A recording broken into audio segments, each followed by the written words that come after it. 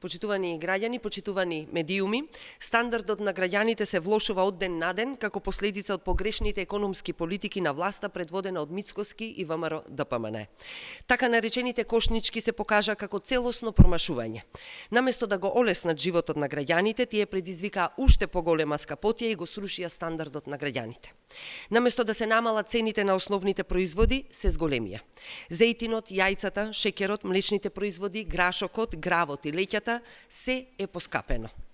Оваа сурова реалност, почитувани, граѓаните ја гледаат во маркетите и продавниците и ја живеат секој ден, борејќи се со обезбедување на основните потреби за своите семејства.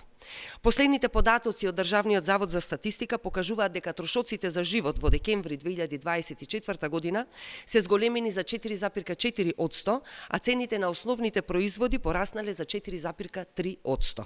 Се зголеми инфлацијата. Во декември 2024 година е за 4,4% повисока.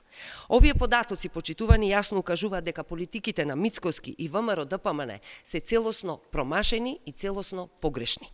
СДСМ како одговорна партија предложи конкретни мерки за подобрување на животниот стандард на граѓаните. Зголемување на минималната плата, укинување на ДДВ за основните производи, за реално намалување на цените и покачување на платите во повеќе сектори. Сите овие предлози беа одбиени од страна на ВМРО ДПМН со невидена тврдоглавост и невидена ароганција. Политиките на Мицкоски се насочени кон заштита на интересите на големите трговци и бизнис елитата, додека обичните граѓани плаќаат висока цена. Големите трговци се збогатија, а десеттици милиони евра се извлечени од джебовите на граѓаните со амин на оваа влада. Оваа политика ја потврдува неговата поданичка позиција кон бизнис интересите и ја зголемува економската несигурност кај семејствата. На прашањето дали се работи за неспособност или за отплаќање на долгови кон бизнисот, граѓаните веќе го знаат одговорот. Едно е сигурно.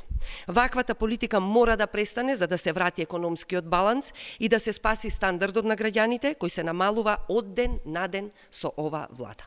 Ви благодарам.